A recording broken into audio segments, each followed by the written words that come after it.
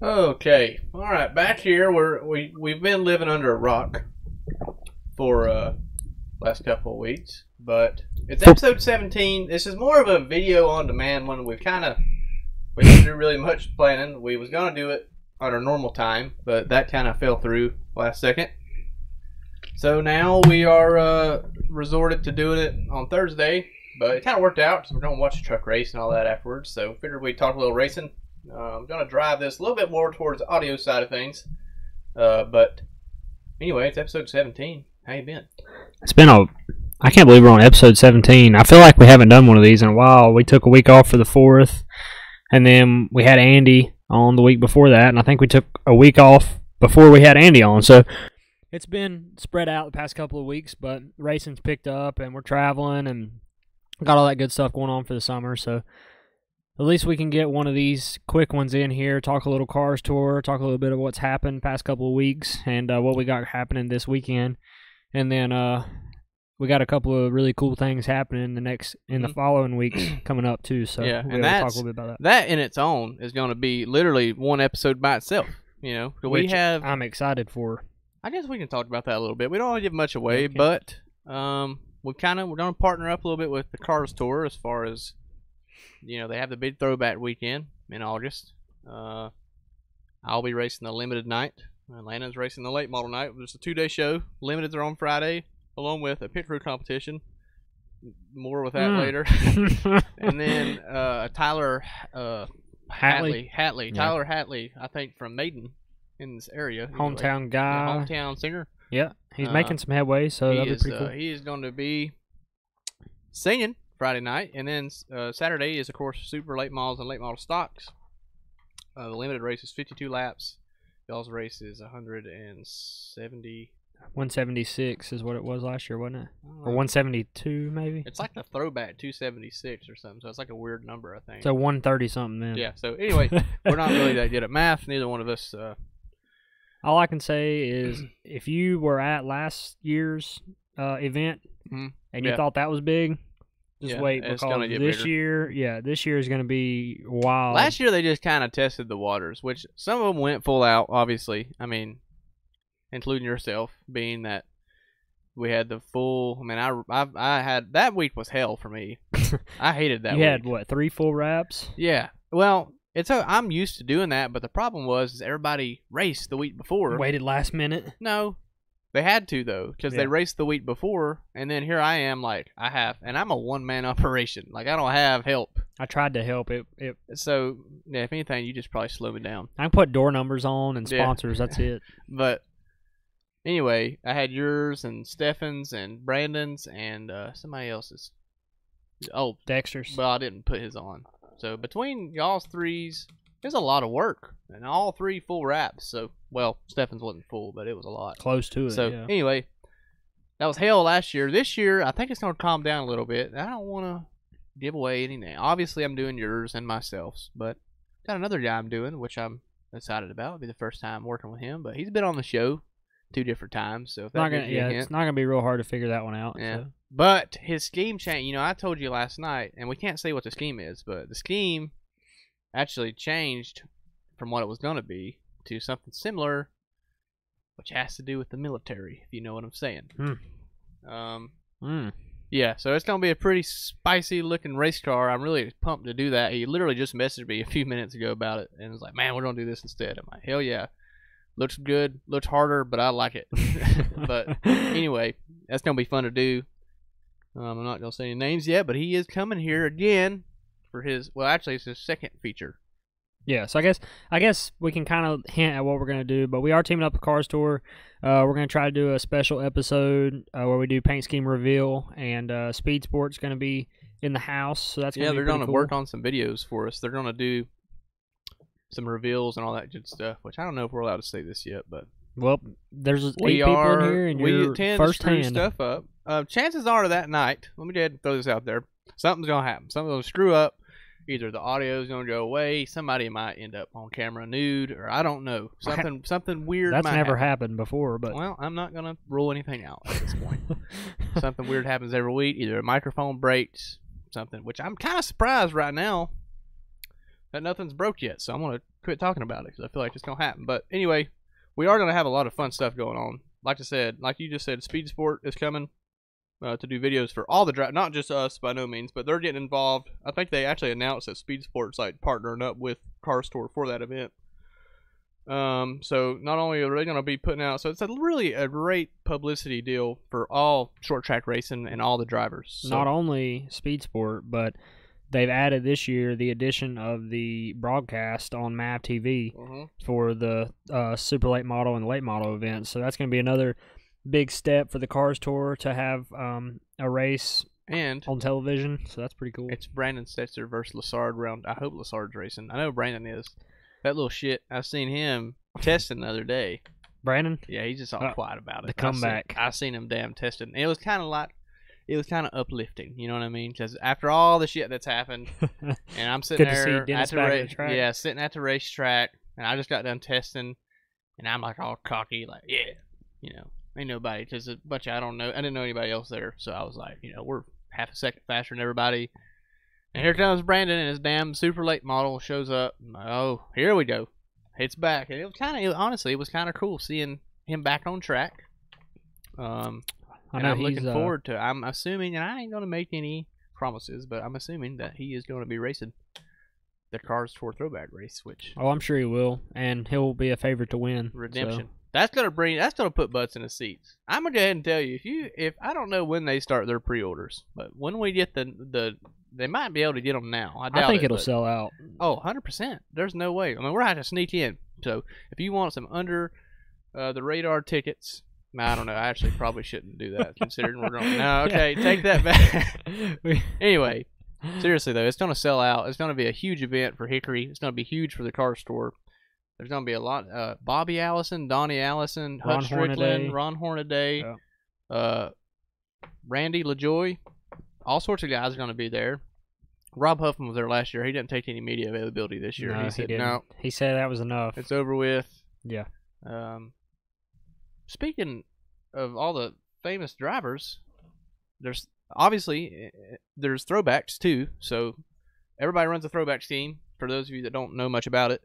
I'm excited to see what you run, and I know we're gonna reveal all this on an episode that's coming up. But it's got some nostalgia to her, and maybe not everybody will know what it is, but the people that have been around Hickory for a number of years will it'll be a little refreshment for the nostalgia in your head for some Hickory Motor Speedway throwbacks. So and I'm undecided still a little bit, but they all look pretty close to the ones I'm gonna pick. So it's a tough choice, man. Because every year it's tough. And me being a rap guy, I want something that I can just rip all my rap off and just throw a number, something really simple and make it look easy. But at the end of the day, to get it right, to make it look good, there's always gonna be some work in it. So yeah, you might as well do what you got to do to get it done. And there's one in particular that I've had my eyes set on. I don't think he's ran it much, but it's a good looking race car, and I'll show it to you later. But anyway, if you guys have any suggestions, we're probably not going to run them, but it'd be cool to at least see what you. we want to see what you got. guys think people should run. And I've seen Corey posted earlier, or actually I don't know who or Langley Austin posted something about wishing that there was more late model throwbacks and all this. And I'm like, well, god dang. Back in the day at Hickory, these were late model. Like, these guys were, I mean, I know obviously like the 4 Kodak cars, you see the Sterling Marlin throwback was there, and obviously that's but I'm just saying that a lot of these cars, I mean, they did race it. Some of these guys did race at Hickory in these particular cars. So I will say at the end of one of my favorite ones though was probably Fogelman's the Sam Ard, and it was super simple and like zero. It was just 2 numbers basically on it, but and he won in it. Yep. And that was a good car. And aside, so I can't pick none of my favorites or none of my rap guys. So I can't pick none of them. And you can't either. Who last year? Which one was your favorite? I don't know, man. Because I mean, everything aside, I felt like our group of raps were. Yeah, we pretty had a damn good. I mean, group. you had mine, which was the White House apple juice car, and you pretty much nailed it, spot on. Your car looked like Legit, your yeah. dad's. I mean, Yeah. it looked 100% like all the sizes, and obviously it was a late model, so it's a boat compared to your Yeah. dad's. But Every little minute detail though, like up to the flat black even the B post, B post, the B post, and you had the funny thing is you had some decals from 2000. And yeah, shit I that used you the old 2001 decals on some of it. So Yeah. and Toyota was on board, so that was pretty cool too Yeah. because we got to do all the authentic Toyota Celica emblems and all that good stuff. So there was I'm just trying to think. Stefan's looked good. I mean, yeah. I'm not going to pick none of my cars because obviously I want to sit here and say my favorites were. I mean, god dang, I did have some. Oh, I do have my the favorite Orange one. Blossom Special. I had that, the 37 and Phil Parsons. I mean, you had some. You had like some of the most But- nostalgic. I got my favorite. I liked McDaniel's. Oh, okay. I liked his a lot. That was a cool car. The 12, Bobby Allison, golden red throwback car, Coca-Cola, or no, not Coca-Cola. But anyway, I liked McDaniel's last year, and I liked Deeks, obviously. I mean, but Mine was actually, well, Justin ended up winning the race, but the Healy Myers, the 90 car, Dick Trickle. yeah, Dick Trickle throwback. That was a good pretty dang cool. Dick Trickle throwback was a good one, and I liked the Dale Earnhardt. I liked Deeks. I liked Austin McDaniels, and there's a few of them out there. Not many supers did it though. I mean, they did, but like There was like maybe like 5 none or of the 6. KBM cars did it. No. Only ones that did it was, and Bubba Pollard was there. He didn't do it, which I don't think he has to. He just do whatever the hell he wants. Here's the way I look at it. If you're gonna go run a throwback race, why would you not run a throwback? Yeah. Like that just doesn't make sense to me. I mean, it's part of the You're fun. kind of a dick. You know what I mean? Like, Yeah, like if you come show on. up, I mean, with the your, first year you get a free pass because them guys didn't know what the hell's going on. This year, if you don't show ha- up to that race and don't have a throwback, you shouldn't be allowed to race without a throwback scheme. man, you got to do a throwback. That's the coolest damn thing. But we don't want to take up. Like we gotta save. We this got a for whole later segment or a whole episode. show on So that. Yeah, we gotta quit with that for now. But it was a massive tangent. yeah. Well, god dang, paint schemes and nostalgia. Plus, me and you, we could talk about that stuff all day long. And speaking of car store, though, we do have, they have a race this weekend at Kingsport, and we're gonna make our picks here in just a little bit. But before we do that, we wanted to speak on the Carteret race. And I know we damn talked our big game about how excited we were about it. Being that it was $15,000 to win, and I was excited about it. My last race I was in, we had some rear end issues and had a lot of work to do this past week, so I didn't get a chance to do it. And it sucks because it was for $15,000 to win. But my excuse is I've never seen the racetrack before. I have no idea what to expect. It's 4 hours away. It's 4 hours away. I had money to make, so I'd rather make money than spend a bunch of money when so. Yeah, I'm making excuses, but that's why I didn't go, and I wish we could have went. I would have liked to at least gone and watch it, but just everything didn't. It was terrible timing for us. To be completely honest with you, I did not know it was last weekend until like Thursday or Wednesday.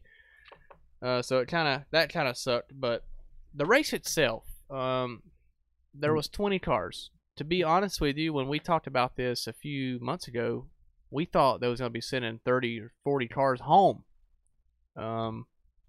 And there was 20 cars there, 15 of them, which was competitive. Well, so if we're going to talk about why we think the car count was low. For one, I've seen a couple of people posting about it. I think Dylan Hauser was posting about it. Corey Latham was talking about it on Facebook also. For one, people are racing for points and at all your local tracks, across the Southeast. So a lot of the limited guys and late model guys, for that matter, were racing points races. Yeah. On last weekend, so they're not gonna throw away their points battle to go run this race, no matter how much it pays, because they've put a lot of time and effort into running for the championship wherever they may be running for the championship at. So that was one factor. Also, I feel like the track hasn't been around long. Nobody knows the damn place. Yeah, yet. If it was 15,000 to win at Hickory, the whole country would have came. Location hurts because and it's a great racetrack. I don't Oh, want the to take facility is anything awesome away looking, from them. yeah. They have done a hell of a job. There's nothing more they could do, honestly, as far as that goes. So, No. but anyway, But yeah, the location hurts. I mean, that's a haul for us. Now for $15,000, oh yeah, no, that's I not would've bad done it. at all. Yeah. But still, it's a haul. So I think that hurt it a little bit. And also, I don't know. I don't really know what the rule package was, but I feel like Carteret has. I think they adapted the Southeast Limiteds a little bit, Okay. somewhat. So- So they didn't adapt the whole package. If they would adapt the whole package, then Lane Ridge couldn't have raced. Yeah. I mean, a Cars Tour guy went and led every lap and won the So, race. So our opinion, or my opinion solely, I'll let Landon speak for himself, but me, I don't want to sound, and I know you can go ahead and let it out. You know, call me a pansy, say that I'm scared to race with top tier guys. I'm not scared to race with top tier guys. I race at Hickory every week. We race with a top competition every week. You know, say what you want, but until you come there, I mean, you've seen some of the top national champions come there and get their ass kicked. That's all there is to it. And I'm not saying we can go to any racetrack and win. I'm just saying it's top competition every week in both divisions. So saying that, it's not the competition side of it, but it is the fact that limited late models are called limiteds for a reason. And it's not because they're limited talent, or it's limited funding. It's a limited budget, limited horse, all that together. Limited late models are not meant for the best cars in the country of any late model stock perimeter car to come race. And Lane Ridge hasn't probably won very many late model stock races. No. So maybe I guess Orange County. technically he could probably run, which he's probably won more than his fair share, to be honest with you. But I just feel like all I'm trying to say here is I feel like they would have more race cars, more limited late model guys show up, and more, even if they are not competitive cars, they would have showed up and gave it a damn shot. Because if in 2013, my first year, never done shit, never raced anywhere, never done anything, didn't know anything about racing. As for me personally, I feel like I would have never took a chance to go to Carteret because I'd known I would have gotten my ass kicked, because I'd known people like Lane would have showed up. And that's nothing against Lane, because he kicked their ass and he's $15,000 richer. That's all good for him, and we're proud of him for it. But I think they would have had more cars if they would have put some guidelines on it. Like, okay, you've got to be approved to race it. You can't race. I don't feel like you should be able to race a limited late model event if you're a prominent top tier car in the Car Store Series, or a late model stock winner from just like Southeast Limited used to have. You can only win a certain amount of races or certain series to run limiteds. If you're running full-time Cars Tour, I feel like going back to run that race is, I don't know. I mean, I understood why they went and ran, because hell, it's $15,000. Oh, hell yeah. No, they bring a trophy back, but when you think about it, as a promoter, you want people like that to show up, though, because those are the if you prime. do, then just make it a late model race. Yeah, Yeah. So they would have had more cars if they just made it a late model race. I was just disappointed people like Mac Little and Boo Dalton, your true limited guys that are racing, that they've raced late model before, but they're limited late model drivers. Yeah. So it sucks to not see those guys go out there and race, because I feel like that was what it was geared for. I honestly would like to know why they didn't do it, because they usually go to every damn big limited show, which is, so clearly something didn't line up correctly for the bigger guys to go, being that it was, and honestly, I couldn't tell you many names, and that's not me acting like I'm some name by no means. I'm just saying, like, I was expecting to look on the charts and be like, Boo Boo, Mac Little, Chris Chapman, even people from like the Wake County area, considering it's somewhat reasonably close, like Alex Fleming, Clay Jones. He did run, but it was just weird. It was a weird situation. I think most of the people that raced were local to Carteret, anyways. Yeah. Well, the one dude, number 7, what is his? Anyway, he was quick all day. That was Lane's biggest competitor, and Lane led 100 and whatever lap, however many laps that race was. He led every single one of them, 150, I believe. Yeah. So I think that promoter-wise, if you go back and look at it, I think you've got to pick another race date. I think if you run this race at the end of the year, like near the Martinsville race or somewhere around in there. Do it on the same day as a late model race. Then it will be a limited show. Yeah, but I mean, I think your car count doubles if you run it at the end of the year when yeah. people aren't running for points. I agree. Yeah, yeah, it's definitely that's why the bigger shows are at the end of the year, so they don't compete with points days. And this is not us saying. So if somebody wants to tag us in whoever promoted its deal and say, "Oh, these guys are," we're absolutely not talking. I'm so glad and appreciative that someone is kind of putting focus into limited late model racing. I think it's really good. I think it's going to grow the sport more to be able to have bigger races in limiteds and late models. But I think Carteret, I don't know if the guy was involved. Maybe it was just Carteret wanted to do it. I don't know what the deal was, but it would be cool to see some $15,000 to win limited races at Ace or Hickory or South Boston or Greenville Pickens or Anderson or anywhere, Tri-County.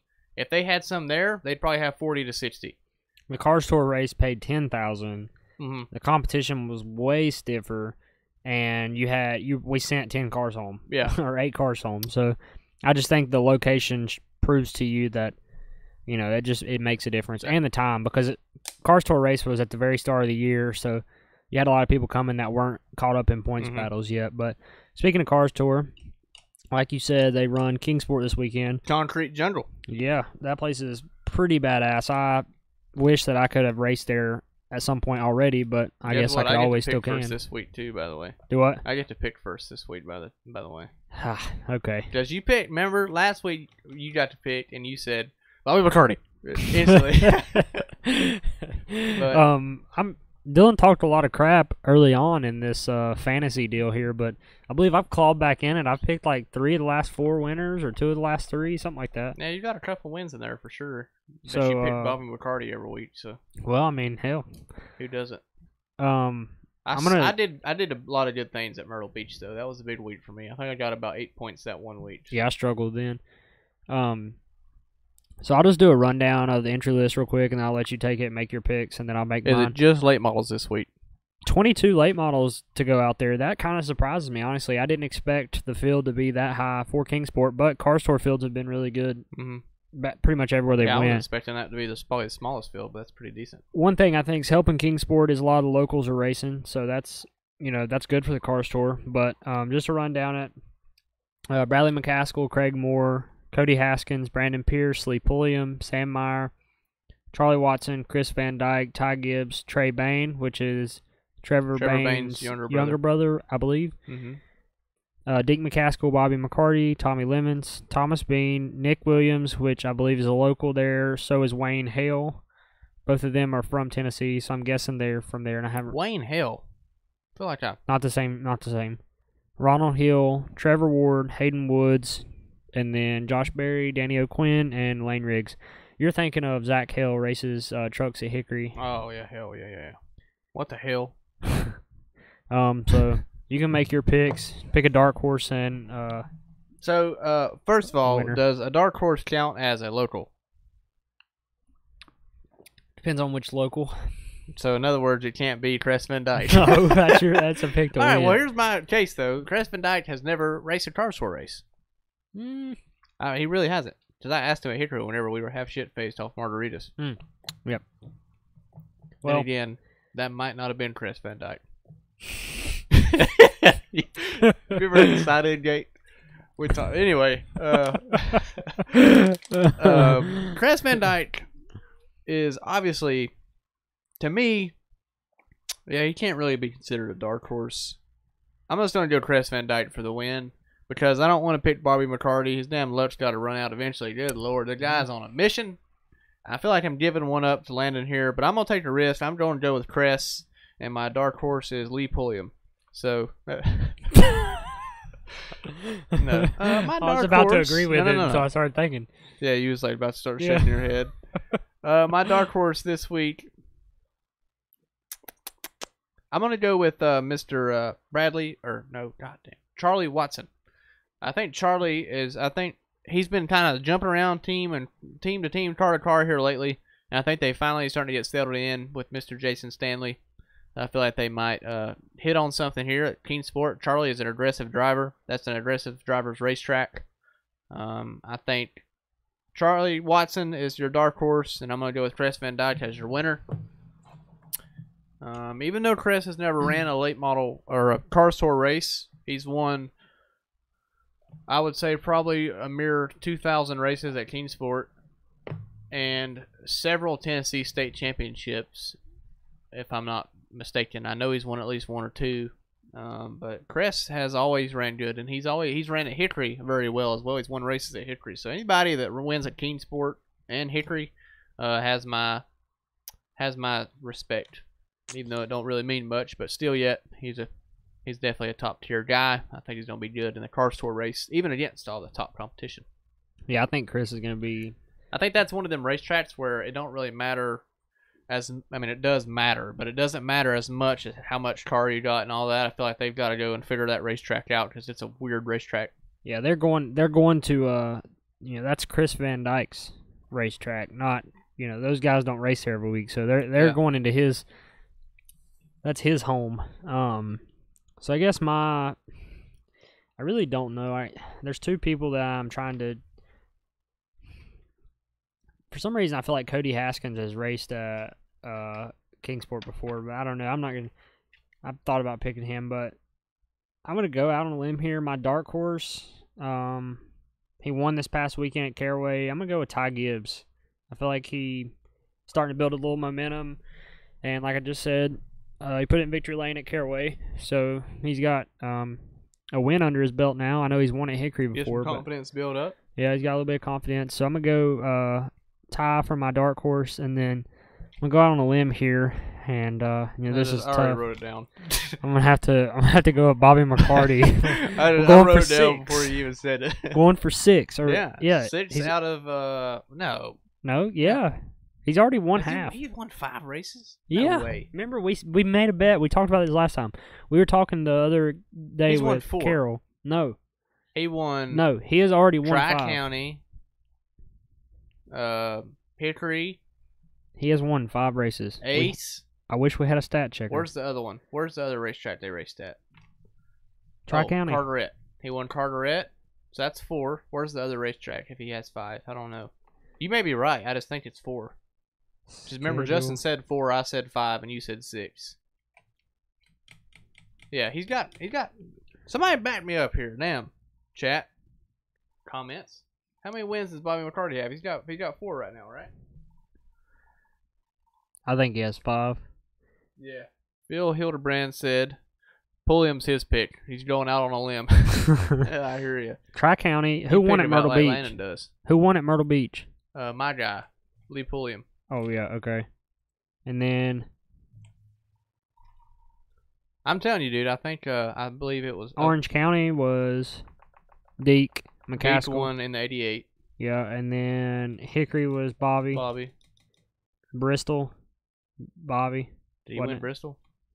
I think he won Bristol. I don't know if he won Bristol or not. I don't want to know who else would have won. Well, if he did win Bristol, that's 5. That's my 5 right there. I think he won Bristol. How do we? I mean, we take 2 weeks off and we forget this bad. Yeah. My God. Or it wasn't even 2. Well, I guess it was 2 weeks. So, regardless, you picked McCarty and Ty Gibbs. I picked Chris Van Dyke and Charlie Watson. I think any of those guys have a good shot to win. Charlie's do a good run. McCarty, this track might suit Josh Berry pretty well, too, because Josh is an aggressive driver as well. He's not scared to dive in there and move you. I wonder if Josh has ever been to Kingsport. I wouldn't say so. He is from Tennessee, though, so he may have raced a legend car or something there at some point. Brandon Henson said 4. And who won Bristol? Who won the car store race at Bristol?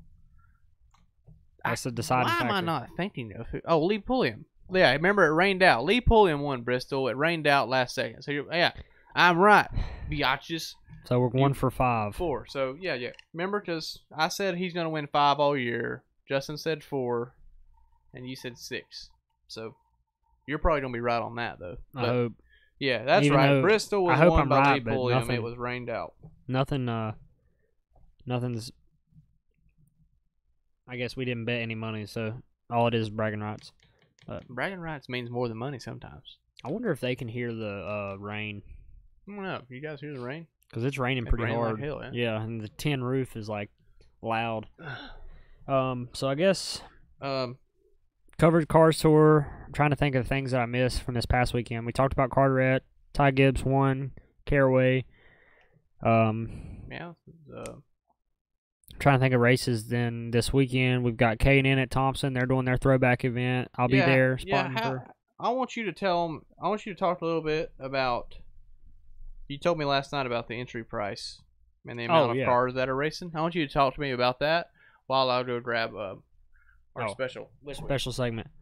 So what Dylan was talking about is K&N is racing at Thompson this weekend, and general admission price for the race is $35 to get in a ticket.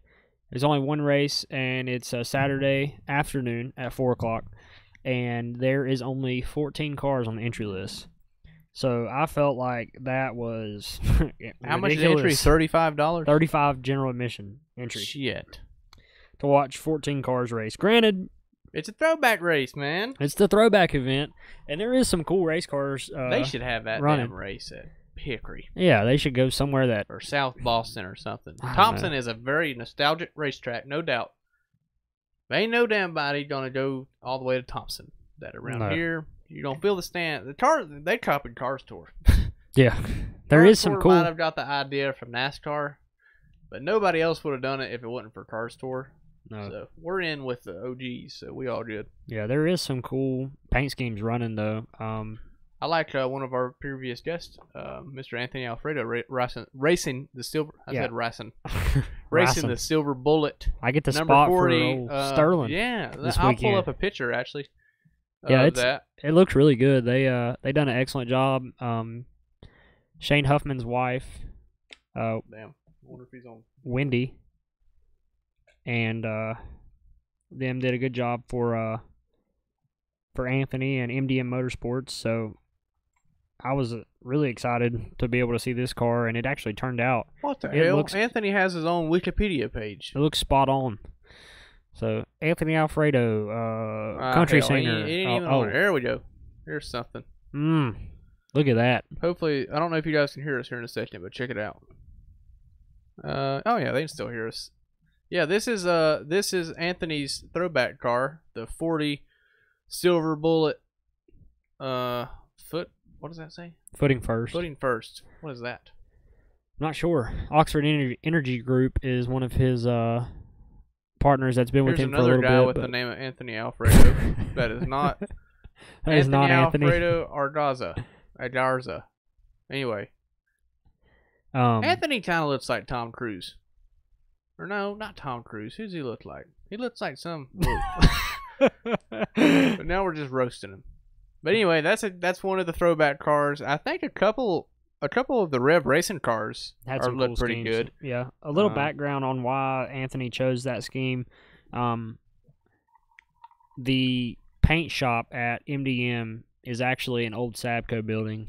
So back when Sabco was, before it became Ganassi, it's now Ganassi, but it ran the 40 car and it had the 42 of Petty before that. So the one Larson ran last year. Was that last year he ran that throwback? Sick. The Mellow Yellow. No, not the Mellow Yellow one. The Coors Light, 42. With the offset, yeah. The old Coors Light one. Yeah. So really, he's in the old paint. That's where the old paint shop used to paint Sterling's car. So it's the same. How about that? Yeah, and the actual building they're in. Too bad it ain't painted. It's probably Ganassi wrapped or something. Yeah, that's definitely wrapped, unfortunately. But not easy, okay? Some people here make a living off of wrapping, but no, I mean wrapping's lighter. First of all, so who wouldn't wrap it? It's hard to believe, people, but if you paint a car versus wrapping a car, it's two identical race cars. The painted car is heavier, and obviously a lot of that paint is on the roof. So you want to get that bad boy low, light, and left. Oh, no. It's like we're talking a matter of ounces, but hey, it's also cheaper to wrap one, and it's faster. So it's really hard to go wrong. So call our friends at One Designs. He's a damn good-looking guy. Yeah, nice plug, but good-looking guy. One Designs wraps. might even get to come hang out with him and do something like drink a weird beer. Because now we have last week was very big. We got it was a huge deal for us. We had 2 retweets. We did a weird beer segment, which is something that I wanted to do again, mainly because my drink's empty. But I'm gonna fill this up, and Landon, I want you to give us a quick rundown on what you think is gonna happen when we drink this beer or taste this beer called Dirty Little Freak. Dirty Little Freak. Yeah.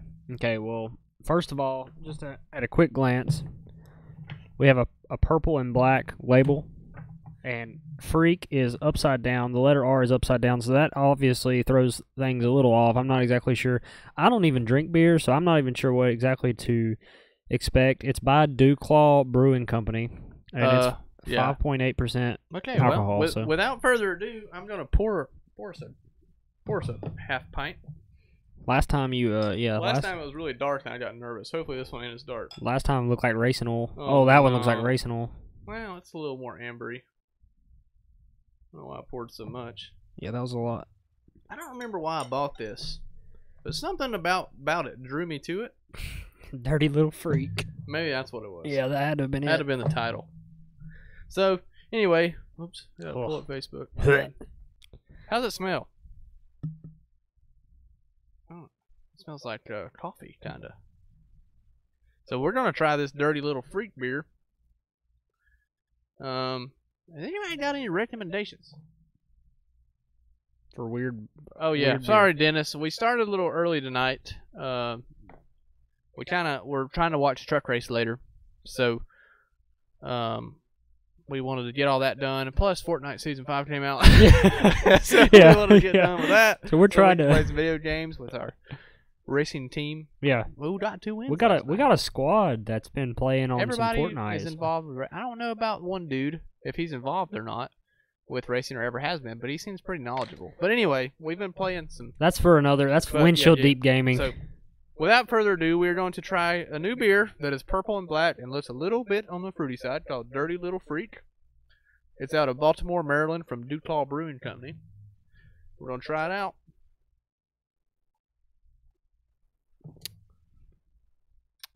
You know, it's really not all that bad. It's bitter as hell. It's really bitter, but I was expecting like a weird... I hate bitter stuff. I was expecting a weird taste. Tastes kind of like coffee. It's like a cold brew coffee, basically, is what this is, with alcohol in it. I'll stick to my lemonade. Yeah. Stick to my water. Honestly, like the s'mores beer better from last week. The s'mores beer was not that bad. It was just way too heavy. As Andy Houston said, well, after the third sip, it's really not that bad. Yeah, after you drink it about 3 times. Now, second sip just got worse. Yeah, it's still pretty bitter. So, go ahead and rate this one 1 out of 10. That's like a 2. Yeah, I'll give it a 3.2. Actually, I'd give it a 4.1. Because of their great branding on the label here. Clearly, we bought it because of the labeling. So it's called Dirty Little Freak. How do you not buy that? You at least give it to somebody at a party or something. Go, hey, here's the stuff, and they drink it and they smell like coffee all night. Anyway, yeah, that was worse than the right s'mores. There is basically, you might as well go ahead and take a goodies powder if you drink that. Yep. A little too heavy for my liking. Next week we're gonna try some Natty Daddies. No, we're not. Natty Daddies are not a craft beer. Also, if you're looking for a good little, why don't we try some red wine next week? You're, it's a nice crisp white. No, if you're looking for a good gas station bought liquor drink, do not buy Natty Rush. Oh no, yeah, it's horrible. Well, we bought those because we were being responsible and we wanted to get them and take them to the racetrack and drink them outside and just down them real quick because that came out wrong. They're real good. They look great. They look like energy drinks, and we're like, man, Natural Light makes them. Maybe they're like good little, get you a little loose feeling, have you a nice little. I was really excited to try them. No, it tastes horrible. God, I mean, they taste like somebody spilt sweet tarts and stomach acid. It's bad. It's pretty rough, but enough with that. I like doing the weird beer segment. It's fun. and it's interactive, and we get to drink a little bit of beer. Typically, most of the time it's not good, but I did get some ginger beer that I may or may not be trying right now. That was actually pretty good. It's not bad. If you're a Moscow Mule or American Mule guy, I would recommend. I don't know the name of it, but it's pretty good. Anyway, so we tried to do a quick one tonight. We didn't want to spend up too much time, but we didn't have a big plan, but it always kind of just flows. We needed to get back on the camera a little bit. We've been slacking lately, so. Well, with all of our between me racing and you racing, and along with the day jobs and having just crap going on everywhere, my rear end falling out and me running parts everywhere. No, the summer months are a lot busier. Have been a lot busier for us than we were previously. So we'll get back on track soon. Tone down to a couple episodes a month rather than an episode every week. And then we can pick back up, once things start slowing back down. But obviously, like we talked about real quick before we end, definitely be paying attention for that paint scheme reveal episode that's going to be coming up. Yeah, we're excited to have Cars Tour and the Speed Sport in the house, so that's going to be fun. I'm not sure if it's going to be next week or the week after, but we're going to have confirmation by the end of this weekend. So just kind of stay tuned there. We'll definitely promote it. We've kind of been in a turtle shell here the last week or two because we didn't know what we was doing. Kind of in between episodes here. Not much going on, but now that the car store's fired back up for this weekend, and not to mention that is going to be big. That's going to be a big episode. But here's one thing we didn't get to talk about right before we got to end here soon. But there's one thing that I want to tell the other few people in here. There's also the pit crew competition Friday night after the limited race. So here's the ideal scenario: 1,000 to win. Yeah, 10 teams. 1,000 to win for the fastest. So all you do is change. That's almost more than Hickory pays for a 50-lap late model, 100-lap late model race. Hell, I'd make more money doing the damn pit stop if I go win the limited race at Hickory that night. I'll probably make more money in a damn pit crew race. Yeah. No, car stores that's actually probably, I think it's a pretty decent purse this week. It's like I think they upped it a few $100. So, but anyway, going into that race or the pit crew competition, you're going to be the driver. And the funny thing is, I told Landon about it, and he was like, "Oh, that's pretty cool." I was like, "Dude, are you hearing what I'm saying?" And as soon as I said it's $1,000 win, he's like, "Oh yeah, hell yeah, we'll do that." And then I was like, then I told him we could make a cool video about it and do some windshield deep stuff with it. And then now he's like full structure in. So the cool thing is, the funny part about it is I had to go on the internet and sign him up. Like I signed him up for I signed his name. I didn't even have a link to his phone number. I had to sign your car owner's name, which is, by the way, Dylan Wilson. No, I'm just kidding. I did put Rob, but I gave him my phone number because I didn't want to give him Rob's phone number.